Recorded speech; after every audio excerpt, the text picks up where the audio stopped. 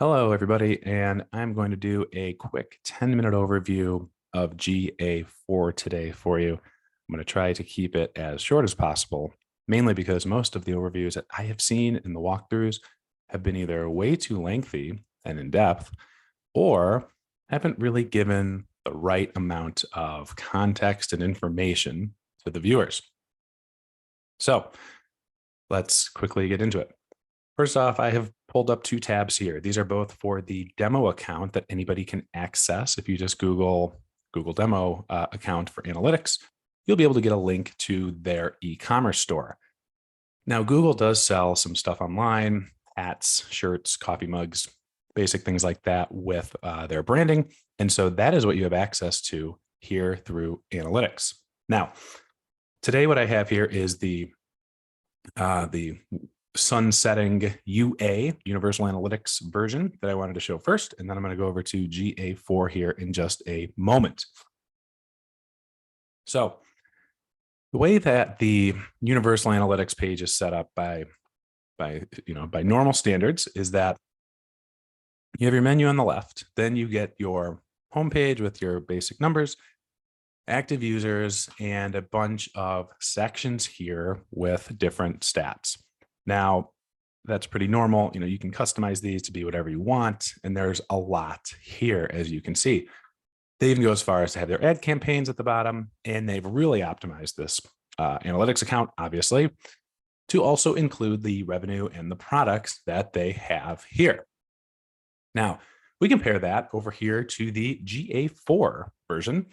You're going to see it's a much more minimalist view. And also they try to provide some newer metrics that are not necessarily the metrics that you're used to measuring, depending on the company that you are working with. So case in point, what they've done is they've customized this page to include users, of course, unique users, the number of events that occur, which if you're familiar with analytics, is something that you would set up to be, if X happens, then this counts as an event. Generally, these are based on duration, based on some sort of conversion, or any other subset of things. Then they do have their actual conversions number, and then they have their new users. Over here, they do have the real time. It's actually 30 minutes box here that is standard. And then it goes right down to the suggested for you section. Now, this is one area where Google is providing you with more numbers that are based on engagement and what they believe are going to be more important for measuring in this new analytics world. I would estimate that about 80% of Google Analytics users use less than half of the power that's available to them in Google Analytics.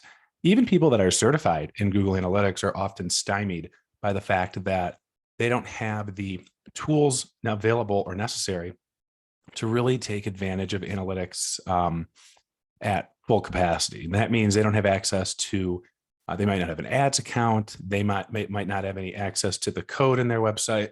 And most of all, they may just not know how to set up certain things that, to me, really fall outside the purview of what would come in with your regular Google Analytics certification. Now with GA4, these are not actually the default numbers that they provide you. They actually really like to use a number called average engaged time. That's what this is here. And these are the defaults that you will see when you set up a GA4 account. And when I look at this, the interesting thing is that it still looks kind of similar than Google Analytics, but you'll notice, first off, they try to make it more of a, and like I look at Universal Analytics as more of a file cabinet where you have access to pretty much all the numbers. It's just grouped by common themes, and they all just kind of exist. Now, Google GA4 has taken much more of a business approach and more of a conversion-centric approach. And the way that I look at this is GA4 was created with the end goal in mind of figuring out what the conversion is for your website and making sure that you can look at the numbers to maximize that conversion.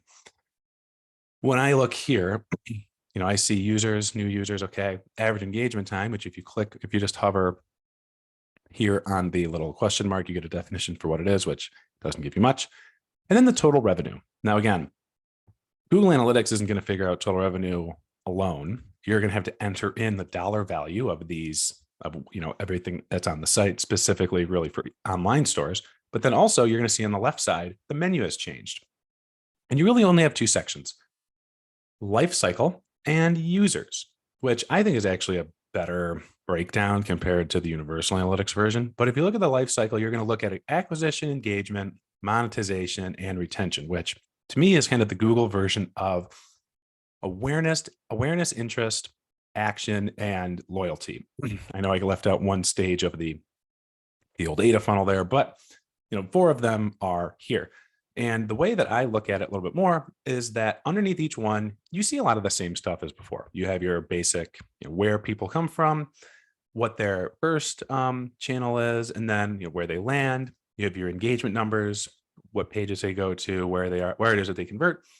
And then if you have an e-commerce store set up, how is it that you are monetizing users, and what is the average order value, things like that. A retention section is actually very interesting to me because we still live in a world where it's ultimately impossible to fully capture every interaction between a user and a brand. Generally, people on mobile devices, compared to their desktop devices, you're not always going to be able to capture every visit between the two. Cross device grouping, is possible if you're logged in both devices, and certain tools like Hotjar have done a really good job of coming up with ways to use data to connect certain sessions to the same user. But when you look at this, they do try to do this, but really they just basically break it down into new users and returning users, which is what they did in the past. Now, again, they like to look at more of a 30-day approach. That's kind of the default now, rather than 1 week, which was in universal analytics. But then also look at it's all charts and graphs. This is a nice line chart. We don't have the raw numbers like we used to. And also you'll see they have brought to the forefront here user retention and user engagement. These are the interesting ones: user retention and user engagement, because these are looking at a day-by-day approach and not a last 30 days. So this means user retention, they had somebody here on day 0, and then the odds of, the percentages of people that are retained for more than once fall off to almost nothing. User engagement, similar, average engagement time for day 0 is 1 minute, 7 seconds, day 2, 1 minute, or I guess day 1, 1 minute, 59 seconds, and then back down to 0. So Google is taking the approach of, we know that people are going to come see your website multiple times and on multiple dates. We're not going to, by default, be able to capture this cross-device approach that most people have. Rather, we are just going to be able to stick with one, and we can keep track of what it is that they're doing on your website. This is very different from what Universal Analytics provided, where every single visit was treated as a different one.